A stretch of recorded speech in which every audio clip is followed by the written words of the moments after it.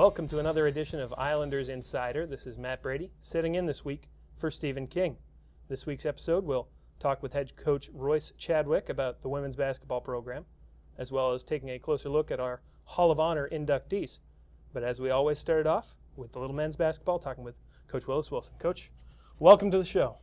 Good to be with you. Good to be with you. Coach, another solid week for your program. Got a win over Central Arkansas, a hard-fought loss to Oral Roberts. Talk about just the overall look at the week in general. Well, as you touched on, it's been a good week. We're playing good basketball. The mistakes have been minimized. The guys are giving a great effort. I really feel like the last couple of games, even with the loss at Oral Roberts, we've come close to playing 40 minutes of basketball and playing our brand of basketball where we're dictating the tempo. We ran into some shooting woes a little bit at Oral Roberts, but all in all, it was a good week to get a split on the road and to do it in the fashion that we did to start the week was pretty good. Looking at the Central Arkansas game, the thing that jumped out to me was it seemed like pretty much everybody contributed, and that was a huge factor because of how much Central Arkansas runs. Just talk about that. Well, we had a need to play a lot of guys. We really went into our bench.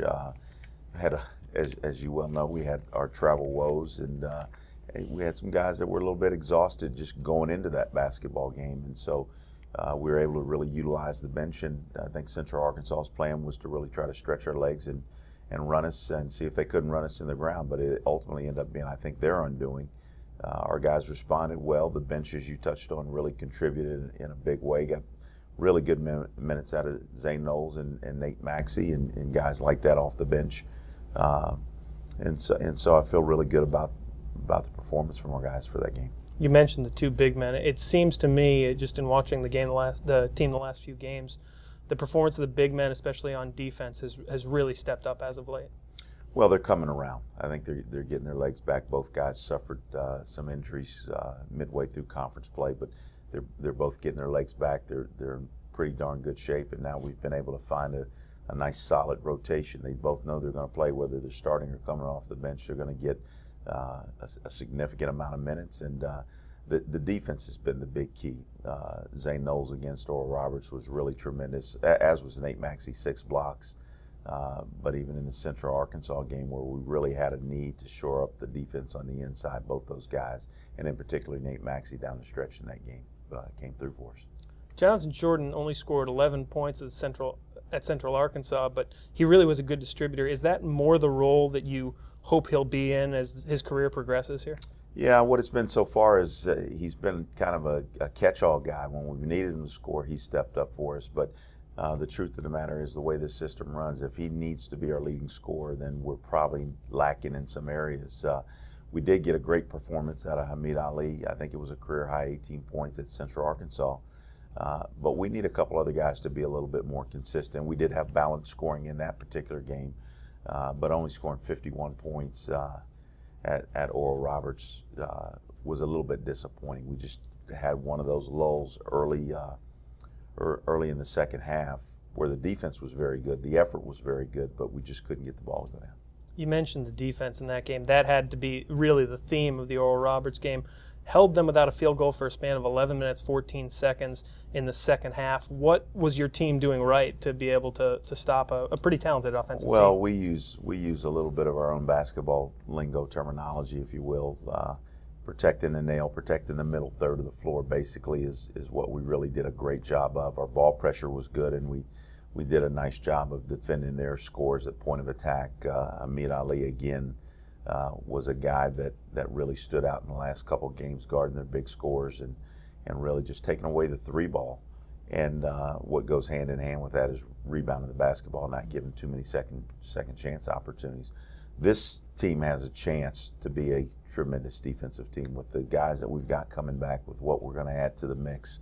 I think going forward we could be a really, really terrific defensive team, and if I can, I want to give a little bit of kudos to our guys. Coach Eddie Sutton was at the game, of course, his son Sean, the coach at Oral Roberts, but after the game, Coach Sutton really was very, very complimentary of our defense, and for a guy that comes from the Iba tree, Mr. Iba would have been proud of that performance, I'm sure, with the effort that we put forth. That's pretty high praise. Can't be said about that. We've seen the team go through a lot of growth since the season began. What's the area of improvement that you've been most impressed by from your team? Well, I don't know that there's any one thing that stands out. We've really needed to become a better rebounding team, and that's something that we've talked about less and less. And so I think it means that we're becoming more and more consistent in that area, but we've got to continue to work at it. But truth of the matter is, with our length and with our athleticism, we should be a very, very good defensive team. One area that does stand out is the number of steals that we get night in and night out, or the number of times that we're turning over a team, not necessarily just the raw numbers in turnovers, but there have been nights where we've had double digits in blocks. There's been nights where we've had high number of steals. There's been nights where we've been able to combine the number of steals and blocks that has allowed us to gain possessions on the offensive side. And so we are a team that's capable of making plays, and I really like that. I think that really bodes well for our future. If we can find a way to really capitalize on that on the offensive side, then I think we'll really have something special going. No doubt, no doubt. On Saturday, we got the final non-conference game of the season. Take a step out of conference play. The Ramada Worldwide Bracket Busters matchup, Cal State Fullerton. What can you tell us about the Titans? Well, not a whole lot. They're a team from the West Coast. They're going to play a running style. They're anxious to get this game on as we are, and I just think it's going to be a fun opportunity and a fun environment for our fans. This will be another game played on campus at the Dugan Wellness Center, so hopefully our students will come out and be very, very supportive. The environment and the atmosphere in the Dugan Wellness Center has been really, really exciting in the two games that we've played there. And frankly, we're due for a win in that building, so we're really looking forward to that opportunity.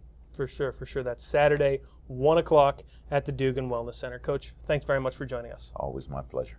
When we come back, Teddy Medina will check in with a feature on our Hall of Honor inductees. That's coming up after this. You're watching Islanders Insider.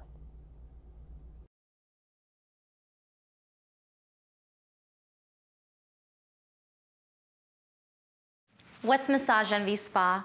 For me, it's healthy, it's affordable. I mean, he always wants pain relief. Right.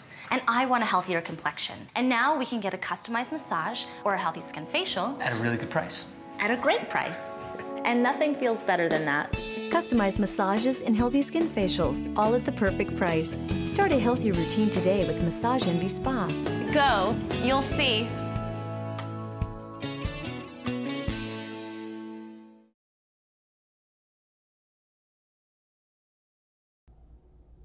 Welcome back to Islanders Insider. Earlier this month, Islanders Athletics inducted 2 more members into its Hall of Honor. Here's Teddy Medina with their story. On Friday, February 8th, Texas A&M Corpus Christi inducted the 24th and 25th members into its Hall of Honor as Islanders women's basketball player Tara Andrews and track and field athlete Shadrach Sungok earned the greatest honor a school can bestow upon its student athletes. To have someone like Shadrach Sungok and Tara Andrews inducted is just something very special to see them here back again tonight, seeing the campus and how much it's grown. It's a great honor, and I don't want to say I expected this point, but when I was told, you know, I was moved. I'm very thankful for this, and it means a lot. Not just for me, but my teammates, my coaches, and everybody who was part of my life as an athlete here. I think this for all of them. I mean, it is a very surreal feeling to be in the Hall of Honor right now. Growing up, you never think, I want to be a Hall of Famer. You just think, I want to play the best, I want to be the best, I want to win. So now, at the end of the career, and everything is kind of just hindsight and memories and, all the hoop dreams you had. Andrews, the all-time scoring leader in Islanders history, was introduced by Mercedes Cooper, who was far from surprised to hear that her friend had earned the honor. I think that her accomplishments are stellar. My 4 years with her here have been awesome. Just to be in the presence of somebody such as her, she's so effortless with the accomplishments that she made while she was here in college. Like I was saying when I spoke up there, she never really knew any of the stuff, any of the accomplishments she was achieving anyway at the moment. She was just doing what she did best, which was playing hard all the time. Head coach Sean Flanagan introduced Sungok, a 3-time national champion and Flanagan couldn't have been prouder of his greatest athlete. This is an honor that's well deserved, and you know, Shaddy, as I said, put the program on the map, so to speak, with 3 national titles, and for him to get in the Hall of Fame, it doesn't get any better than this for a college athlete, and we are so proud of him and so pleased. For Andrews and Cooper, who hadn't been back to the university in quite some time, seeing the progress at the Island University was staggering. It is so awesome. I was telling the president of the university that, you know, coming in, I felt so, I don't even know the feeling. It was just happy to see my school, my campus, just grow like it has. And just coming to the university, I mean, it's quite different now than when I was here. I mean, with $250 million in construction, you know, since Dr. Killebrew has been the president of the university. I mean, it's amazing, and I couldn't even really give directions for folks coming in. But the most emotional part of the night was illustrated in the bond between Flanagan and Songok, who became more like a family member to Flanagan after coming to America from his native Kenya. Real connection between Chadwick and my wife and I, and it's super special because Shaddy's a special guy, and not just as an athlete, but as a person. Coach Flanagan has been more than a coach for me. You know, it's been like a mentor. You know, it's been a mentor since I came here, and we have a very unique relationship. And a lot of people, maybe they might not have close relationship with their coaches, but Coach Flanagan is a great person. Regardless, the night was full of memories, and even more so, full of Islanders' pride. And I mean, it's just like amazing wearing those blue and green colors, and I think every moment is like a great moment for me. For Islanders Insider, I'm Teddy Medina. We'll be right back.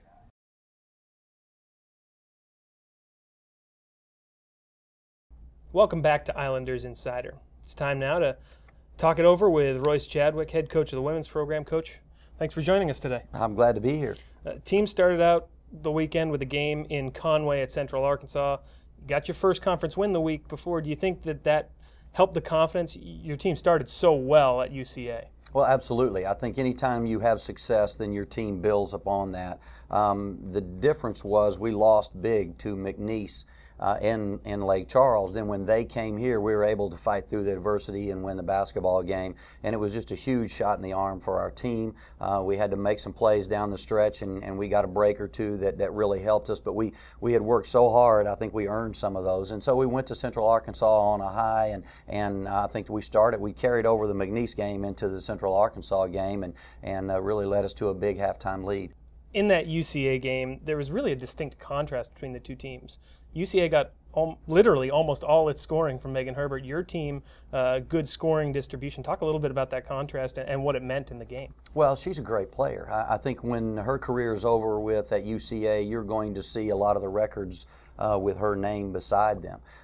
There are a lot of players in this league this year that senior class is setting some big marks for the future, and we knew she could score. And quite honestly, we tried not to spend too much time double teaming, triple teaming, giving her opportunities to get everybody else involved. Our goal was to isolate her one-on-one, let her get her points, make sure nobody else got any, and we were able to do that. But she put up some gargantuan numbers against us. But unfortunately for us, we were able to weather her storm and put a team effort together to win the game. The thing that impressed me most about the UCA game wasn't the big start your team got off to and getting off to the big lead. It was that they refused to fold. UCA had all the momentum in this game, sends it to overtime, but your team was able to come through in OT. Well, success a lot of times comes from just being a dogged competitor. You just refuse to quit. I think Babe Ruth said it best, it's hard to beat the guy that won't quit. And I think that's what our team has been through. We've been through so many down times and so much difficulty that we go to overtime. We're like, okay, just another round for us. We're not going to quit. We're going to keep fighting. And when you look at the things that our team has accomplished, they have played hard in every game we've been in. They have never folded, and they didn't fold at UCA. And we had to create some opportunities because down the stretch, it was at the free throw line for both teams. Anyone that attacked went to the free throw line, and it's tough to keep attacking, especially in overtime when you're getting put on the floor every time you attack. But we did that, and I thought that was the difference in the game because we kept taking it at them in overtime, went to the free throw line, were able to knock down enough to win the game. In that overtime, the person who really came through was Brandy Huff. She doesn't show up in the box score. She only had 7 points, but she was the key player in that OT, hitting a couple big shots. And when you get into overtime, getting that first basket is huge, because once you can get a basket and get a lead, it starts to adversely affect the opposite team. They start putting more pressure on themselves to get their next field goal, and we got a high-low opportunity, and Brandy finished it for us to put us up. And then from then on, they were playing from behind in the overtime. Unfortunately for us, they tied it up, but we had an opportunity to come back and win the game at the free throw line.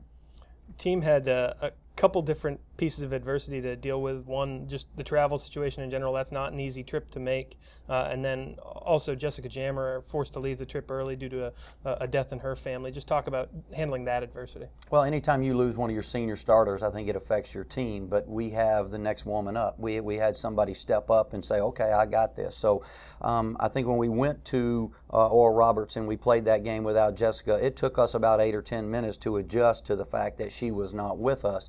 And our travel schedule was horrendous. I mean, this is the one of the worst travel trips that we had. We had 2 4 a.m. wake-up calls so that we could make flights and be where we needed to be. But we started very slowly at Oral Roberts and dug ourselves a huge hole. We ended up cutting that in the second half, but we couldn't overcome the way that we began that basketball game. Was it a similar situation at Oral Roberts where they've got Kevy Looper, who's also a stand-up player? Were you trying to sort of let her get hers and take everybody else out of the game? Well, we had the same game plan. It's very difficult to change in one day. But when you look at Oral Roberts, they've got a senior that is leading the all-time leading assist girl in the history of Oral Roberts basketball. They have a senior who is the all-time leading scorer in the history of Oral Roberts basketball. I think throughout the Southland, you look at what's going on this year, there are some seniors that are setting some tremendous records at every single school, and we're having to weather that storm. And so it's a situation where at night in, night out, you have to play some of the best people that have ever been in this league, and you have to be prepared for that. But yeah, they put up some numbers on us. Oral Roberts did. Talk a little bit about the defensive glass. Your team has been standout defensively. Is there a way to continue to improve on the defensive glass, though? Well, absolutely. I think the number one thing that we've done is we've stopped playing as much man-to-man. And you look over the course of my career, there haven't been 3 games in my career that we did not play a possession of man-to-man. We always, at some point, pick them up man-to-man and show, what we can do man-to-man, me against you. And we haven't done that the last couple of games. I mean, we have played all zone against McNeese. We didn't play any man. Against Central Arkansas, we didn't play any man at all. We're in a zone the entire night. So, we're starting to adapt to the zone coverages, and our players have bought into their talent level and what they can accomplish in a zone, and trying to play within themselves instead of saying me against you and I'll show you my talent. We're playing, I got my area, and I'll show you a team scheme, and all 5 of us will be against you, and it's worked out pretty well for our group. Going back a minute, you talked about next woman up, and Ashley Darley really stepped up in that game. She's shown flashes where she can just really go off in games. Is it just a question of getting the right matchup for her night in and night out? Well, first of all, she's healthy now. She has not been healthy all year long. She has battled shoulders and knees and ankles, and we are using her very, very sparingly in practice. She'll come in for practice and maybe get a rep in the zone. Then she'll back out and somebody else takes all of the reps, but she's coaching them because she has the experience to do that. So we're getting her where we were getting her early in the year. We get every 3rd day because she was in the training room. She is in practice now every day, but she's getting 1 or 2 reps, and then we get her out. So she gets enough reps to be sharp, but not so many reps that she's unable to play, and she's really responded to us handling her that way. And this time of year, it's always nice to get a little bit of extra rest. You're now on an extended break. Is that a good thing? Do you worry about rust at all, or is it just a question of now we can get everybody a little more healthy. I think late February, anytime you can take off, it really helps you heal, because what we had to do this last week, we left on Wednesday, got back on Sunday. We were in airports, we're eating bad food, we're getting beat up, every single night, playing two of the most physical teams in the league. So yes, we need the time to let the bruises go away. We need the time to try to heal, and also it gives us an opportunity to put in those last couple of wrinkles to really make this push toward the conference tournament. All right, well, congratulations on the UCA win. Big win for the team. Wound up beating, in this short span, the regular season and conference champions from last year. So congratulations on that, Coach. Well, we were very excited to beat UCA. I think at one time they had one of the nation's longest home winning streaks. So if you can go to Conway, Arkansas and survive and win a game, we're very proud of that fact. Thanks very much, Coach. All right, thank you. When we come back on Islanders Insider, we'll tell you about the week to come in Islanders athletics. We'll be right back. You're watching Islanders Insider.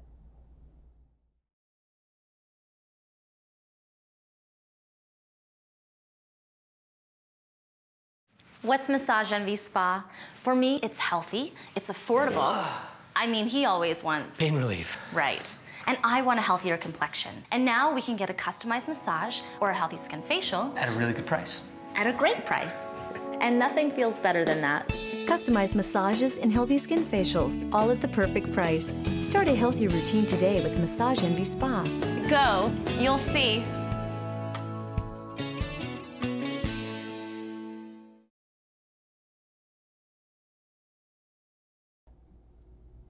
Welcome back to Islanders Insider. It's time now to take a look at the upcoming schedule for Islanders athletics. The women's basketball team has the weekend off, but the men will host Cal State Fullerton on Saturday at 1 o'clock. That game, part of the Ramada Worldwide Bracket Busters, will be played on campus at the Dugan Wellness Center. Islanders baseball has a big week, with the Islanders taking on UTSA on Wednesday at 6:30 on Chapman Field. Then the Islanders will take part in the Kleberg Bank College Classic over the weekend at Whataburger Field. A&M Corpus Christi faces New Mexico on Friday at 6 p.m. in the first day of the Classic. Then we'll play host to Oklahoma on Saturday at 6. The Classic concludes with a matchup between the Islanders and Iowa, set for Sunday at 1 p.m. Islanders softball will also have a big weekend. They open play on Thursday against Kansas at 3 o'clock, then play host to their own tournament, the Best Western Marina Grand Islanders Classic, over the weekend. Friday they face Kansas again at 11 a.m., and then Auburn at 3. On Saturday, it's a game against New Mexico at 3 o'clock, and then the Classic wraps with a game against Southern on Sunday at 11. The men's tennis team has a big match this week as they travel to Austin to take on the Texas Longhorns. That match is set for 6 p.m. on Thursday evening. Women's tennis will also play this week as they take on UTSA at home at the Thomas J. Henry Tennis Center. That match is slated for Friday at 2 p.m. The women's golf team will play host to its lone home tournament next week as the Islanders Classic will be held at the Corpus Christi Country Club. Rounds 1 and 2 will be played on Monday, with the final round set for Tuesday morning. And last but not least, the Islanders track and field teams head to Norman, Oklahoma, where they will take part in the Southland Conference Indoor Championships. Those will be run on Saturday and Sunday. Good luck to Coach Flanagan and his squads. For all the latest information on all these events, be sure to visit GoIslanders.com or follow us on Facebook and on Twitter. We want to thank Coaches Chadwick and Wilson for taking the time to sit down with us again this week, and congratulations to our Hall of Honor inductees. And thanks to all of you for tuning in. I'm Matt Brady, and you've been watching Islanders Insider.